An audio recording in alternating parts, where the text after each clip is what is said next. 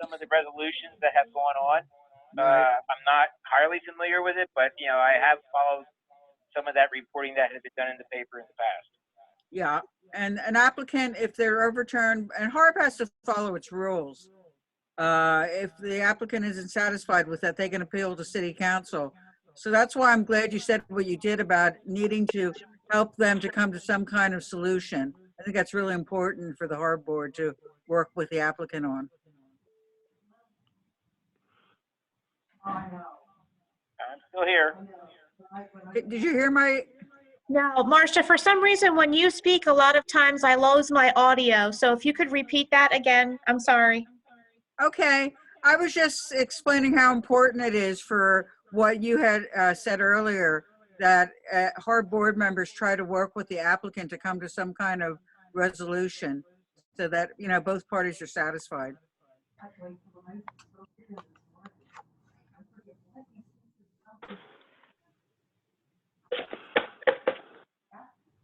Hey, Johanny, do you want to? Is he able to hear us? Rich? Yeah, I can hear Yeah. you. For some reason, when Marcia speaks, my laptop loses audio, and so now he can't then hear her. So there was a little okay. breakdown there. Can he hear me though, Richard? Mm-hmm. Okay. Okay. What is the value of historic preservation? Well, once if you lose historic preservation, then you don't regain it. And that's the biggest value right there. I mean, what we have is a gem of what we have, and we don't want to lose that. The last thing we want to do is lose it, so because you're never going to get it back. Earlier when you began speaking, you said you had ideas about enhancement to HARB? Well, I mean, again, the same situation. What we have is a gem as far as with the architectural integrity that we have in the city, and we don't want to lose that. If we could actually work on towards also a way of enhancing it and promoting our city in that direction, that would be obviously beneficial to the city as well as the district.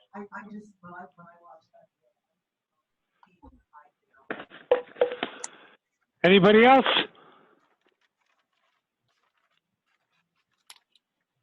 Richard?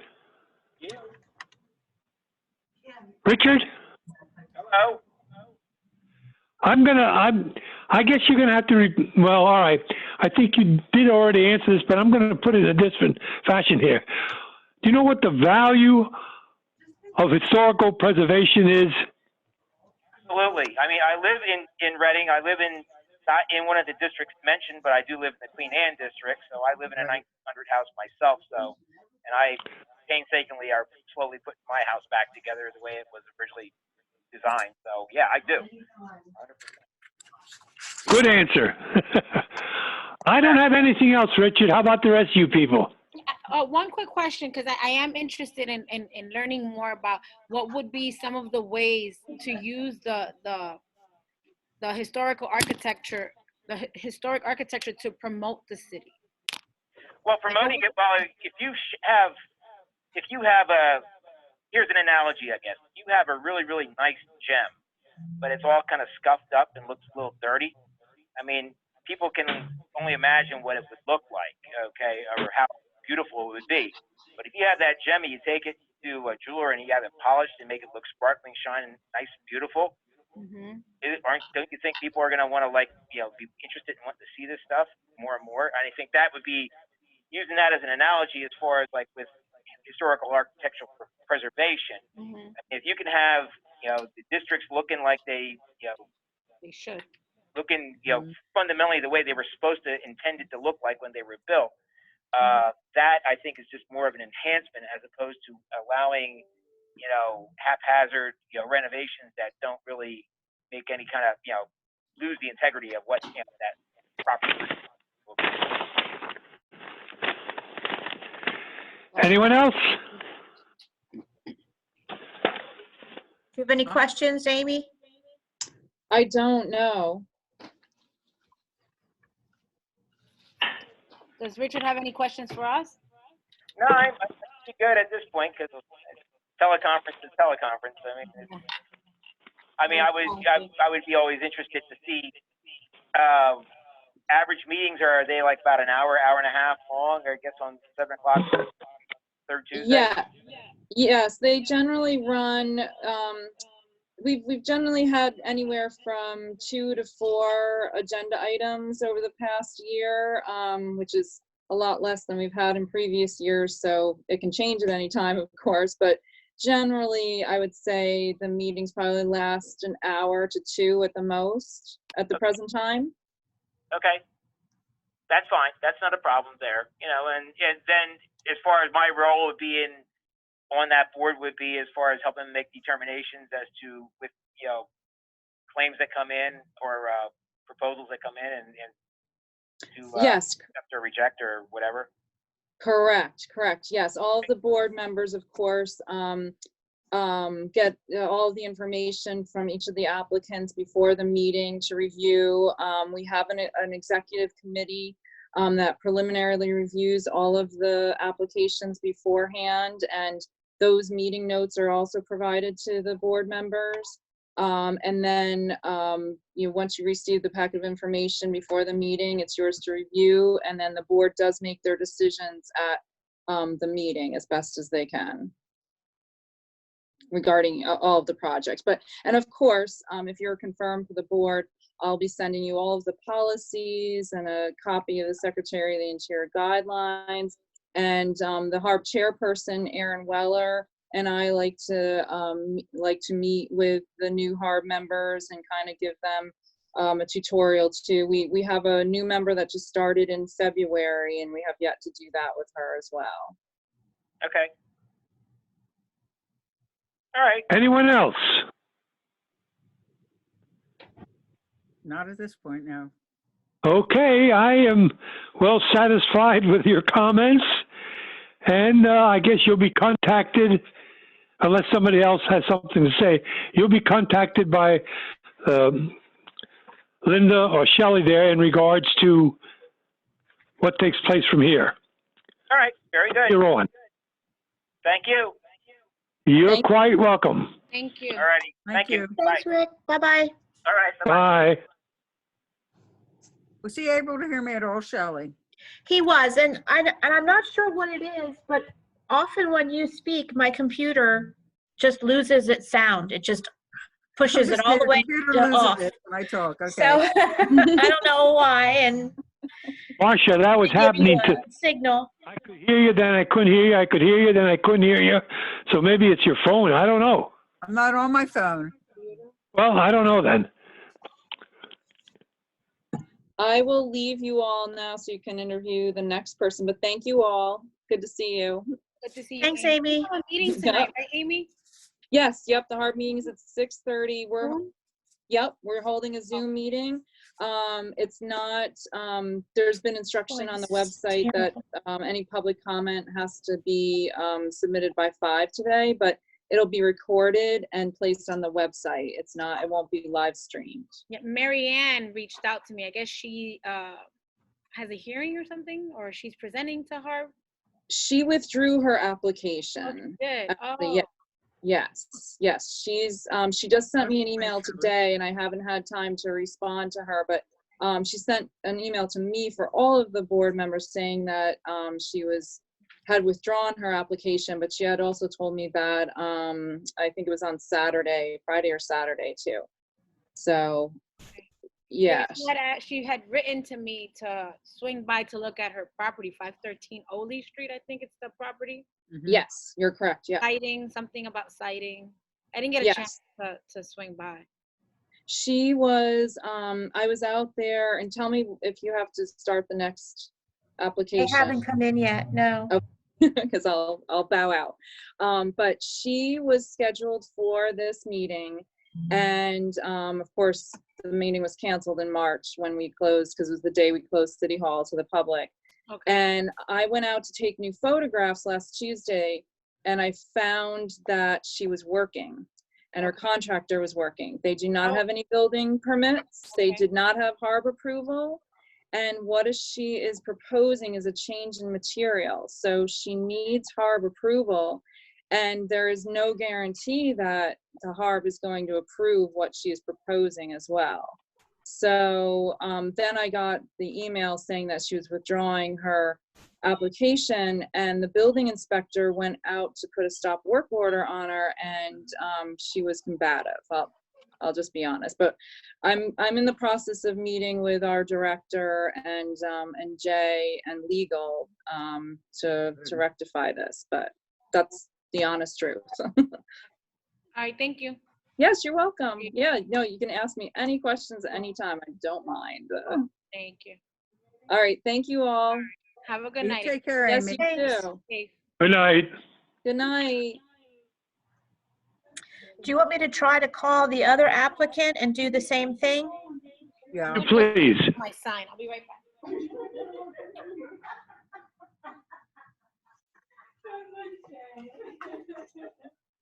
Shelley, who is it?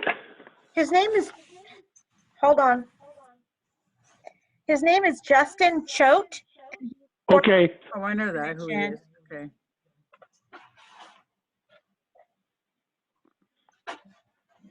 Do you think if I talk louder, Shelley, that would help? I'm not sure if it's just some kind of connection or what, but it seems like it's happens with you most frequently. Okay. Because I haven't had any trouble using this setup with other Zoom meetings, so. Oh, it's kind of dark. Okay. Yeah, what happens, Johanny, if you have a lot of light, then you look dark. I know. Let me turn the light back on. Hold on. Yeah, it's tricky. I got his voicemail. Was he gonna try to come in through Zoom or? He was going to, yes. Okay. Let me try it one more time. I need to sit up better. Oh, my posture's not Here good. we go. So you're doing a lot of takeout orders, Johanny? Yes. Yep. Good. Especially through the Grubhub. We have a Right. partnership with Grubhub, so there's a lot of deliveries. So they pick up a lot, which is nice. This is Shelley calling with the city council office. Hi, Shelley. How are you? I'm well, thanks. We didn't see you pop onto Zoom, so we called to see if we could do the interview this way. Oh, yeah. I'm sorry. I'm trying to log on, but my computer's being. Not a problem. And this is Justin. Is that correct, Shelley? Nicole, Yes, this is Justin. I called him. He's on this phone. Oh, okay. Same what we did before. Okay. My wife, Here, baby. Wi-Fi as well, so our Wi-Fi's been a little shoddy. Yes, I think that's for many people. Yeah. Okay. Justin, this is Councilman Marmero. The other two ladies the other two people will introduce themselves. We are the committee. This will be very informal and short, and everything is very, like I said, very informal. Hello. Hello? We hear you, Okay. sir. I thought I lost myself here. Okay, like I said, I'm Councilman Marmero, District 4. Now the rest of you can introduce yourselves to Justin. Hi, I'm Marcia Goodman Hennershitz, District 2. Sorry. Hi, Justin. Johanny Cepeda Freitas, District 6. How you doing? I'm well. How are you? Good, good. Thank you. And Justin, can you hear me? Yes. Okay, good. Did you hear all of us, Justin? I heard every single one of you, loud and clear. Yeah. Good. Okay, like I said, we'll do it the same way as we did with the last candidate. Do you know what the purpose of the stadium commissioner is? Yeah, I believe it's to promote baseball in Reading, Pennsylvania, by bringing events to the stadium and making sure that baseball is a thing that we can continue to bring to the people of the city. Okay, the commission really has changed tremendously since many years ago when it started up. At one time, the commissioners actually ran everything out there. but more and more and more has gone over to the Phillies themselves since, well, they're paying for most of the capital expenses. We share some of these expenses with them. But the only thing we get anymore is a sum of $5,000, which they pay the commissioners annually for capital expenses associated with stadium commission members. And we're expected to be the city liaisons and ambassadors, and we are expected to assist the Phillies organization in any way, including volunteering for special events and everything else. Now, like I said, years ago, the commissioners ran everything, but now that has been taken off. 90% of the operation is taken over and handled by the Phillies organization themselves. Why are you interested in serving on this commission? Well, the Reading baseball holds a really special place in my heart. I was the public address announcer there for 5 seasons, but I left that position when my wife and I had our first son, so I could spend more time with him during the summertime. But I'm really interested in, being a part of that organization, and I think this would be a really awesome way for me to do something a little different and kind of, helping the community at the same time. Well, then you remember me, right, Justin? I do. Well, I go back further than this.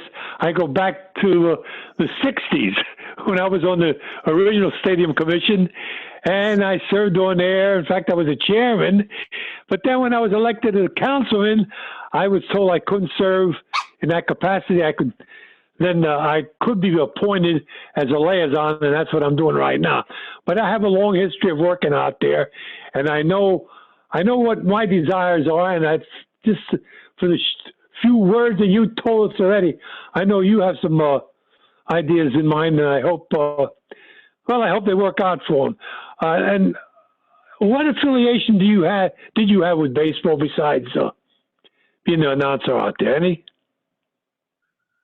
Well, just so much as being a fan. Other than that, no really big affiliation except for the public address announcer position that I held there, and I also interned there for a little while. Marcia, you want the next 2 questions, or the young lady that's with us? Johanny, do you want to go next, or? You can go, Marcia. It's fine. Okay, and this is going to be a little bit of a change in routine from what normal questions are. I'm first going to ask you, Strat said you had some interesting ideas. What might they be as far as your involvement with the Stadium Commission? Well, I mean, I think that just being able to figure out ways to bring some different events to the stadium. I know that now that Phillies hold a lot of the ownership to that, things are probably different in capacity of what we can do. But I'm sure that there are a lot of ways that we could volunteer and help with the organization. I believe that the Stadium Commission helps with doing 50-50 raffles and whatnot during games at some points. But other volunteer events. I know that they're always looking for people to help out, and just knowing a lot of people inside the organization, coming up with ideas with them and helping them, come to fruition. Just working with the front office and the team there. Okay, and this is going to be a question that's more relevant to where we are today with a lot of our sports. Maybe.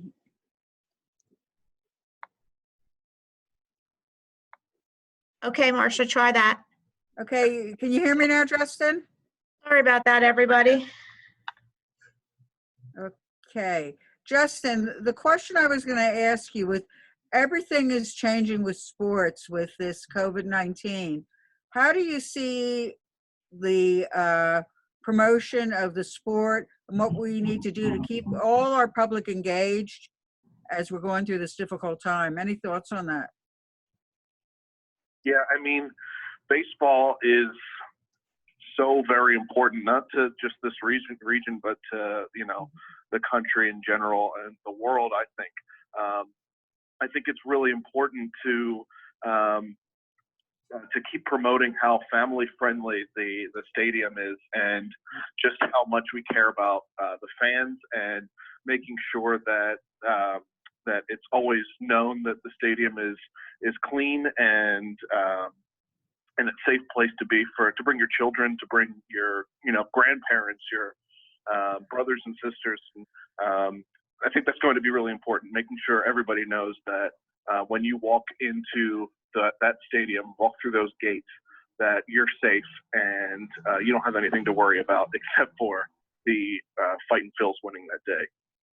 Okay, that's great. And there's another part, and just a little bit, so I don't know how much you know about where I am professionally, but I do work for the Council on Chemical Abuse. I don't know whether did you lose me, Jason? Technology's fabulous when it works. Okay. Okay, go ahead, Marcia, you're back. Okay, so Jason, what I was explaining, and I think I've been very transparent about this, my full-time profession, maybe we ought just ought to call in Shelley. Did you lose Okay, him? go ahead, try again. Okay, can you hear me, Jason? Justin. Uh-huh. Justin, I'm sorry. Anyhow, Justin, what I wanted to say, this is where I'm leading this, and I'm glad you said something about it being important for families. One of the policies that the stadium did adopt years ago, and I know Strat supported it, was for the stadium to be smoke-free. But the other, in the last 5 years, they've also allowed a vaping lounge, vaping area right as you enter the stadium.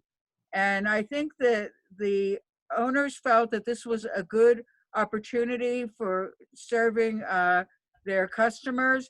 But because of what we know about vaping and the danger of it, where would you stand as a member of the Stadium Commission on that type of policy to allow the vaping to occur right as you're entering into the grounds? See, I am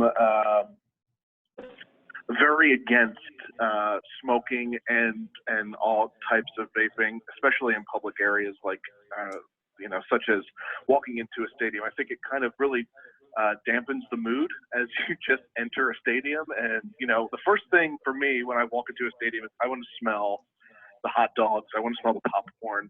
I don't want to smell someone's cigarette or a cotton candy flavored vape as I enter a stadium. And I was never too fond of it being there in the first place. So I think probably finding a way to push that back towards the back of the stadium, or just other side of the stadium where you don't enter through those main gates. Because for me, baseball is very spiritual for me. Right.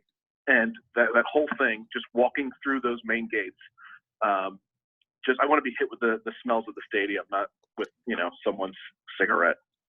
Yeah, I appreciate that. And I appreciate you wanting to step forward and speak about it, because for whatever reason, it's been happening and no one's really been able to come forward and say, hey, maybe there's something wrong with this. So thank you. Yeah, absolutely. Hey, I'm complete. Johanny? Heck, Johnny? We can't hear her. You're on mute, honey. Thank you, Marsha. I didn't even realize it. Yeah. Justin, I just thank you for wanting to participate and be on and serve on the commission. Given your background, I am curious to see what would you do different? What new, fresh idea, concept would you bring to the commission, and to kind of get the stadium just full of more full of life, more well attended, and so on? I think, and I don't know how much the Stadium Commission is involved with, bringing in they might not be involved at all, but it could still be kind of like a liaison between the commission and the front office, or, kind of just, spouting off some ideas with the front office. But I think it's really important that the stadium could kind of tie in a lot more local a lot more local food places. And Johanny, I think we know each other through the Bites of Berks Yeah. that I did. I remember. And That was you fun. know how passionate I am for local cuisine. And I just think it's important that that's something that we could kind of, you know, bridge the city of Reading and, you know, the stadium, kind of trying to find ways to bring in, you know, local restaurants, local breweries. And I know they do a good job of it now, but there's so much more opportunity with that that, Right. you know, could always be, you know, touched on and worked on. And just, you know, little things like that can make a huge difference for someone when coming out to the ballpark. Right. I just believe, like, just like the pagoda is an icon of the city, I mean, the stadium as well. Right. These are major attractions. So I'm always looking to see how we can use these attractions to market our city better. Yeah. Okay, Justin, I have one thing I'd like to ask you here. In the past, when I was the chairman out there, I always believed that the commissioners should be at all games. And I used to assign commissioners to be at the front gate there, greeting the people as they were coming into the stadium. I mean, we were identified by our jackets and that. What do you think of that idea? Greeting the people as they come in and letting them know, asking them if they need any help. What can we do for them? What do you think of that idea? I think that's a really great idea, actually. I think people would really appreciate to know who you know, who's working on the stadium, who's you know, there to help and kind of just, you know, greet people. It's a friendly place, and just doing a little something like that, I think, taking someone's experience to a whole nother level. I think that's a really cool idea. Well, I have nothing else. Shelley, do you want to let him know what's going to take place from here now? So the committee then will take your name forward to the full body of council for formal appointment, and then you will get a packet from the council office explaining what happens next. Okay, great. Okay? Thank you. Okay, we'll see you. Take care, Justin. Be safe. Be safe. Thank you so much, everyone. Yes, be safe. Thank you. Bye-bye. Bye. See you guys. Everybody on or off or what? We're here. Yes. We're here. Hello. Yeah, we're here, We're Strat. here, Strat. I agree that both of these candidates should be placed as soon as possible, okay? Yeah. Yeah, at our next meeting, we can vote on them. Yeah. Yeah, yeah. Okay, that's all I have. Anybody else? Shirley, when's our next interview? Is that it? then? Oh, That's it for today. okay. The next one, we'll get on to the first and third Monday schedule, Okay, and I'll set them up that way. That way you know when they're coming, and I'll start everybody at 4 o'clock. That gives you time for 2 to 3 interviews before your committee of the whole. Awesome. That's good, that's good. yeah, I think we Okay, can. thank you, Shelley. Thank you, You're Shirley. welcome. Good night, Good night, everyone. everyone. Be safe. I'll see you next Bye. Monday. Bye-bye. Okay. Bye-bye.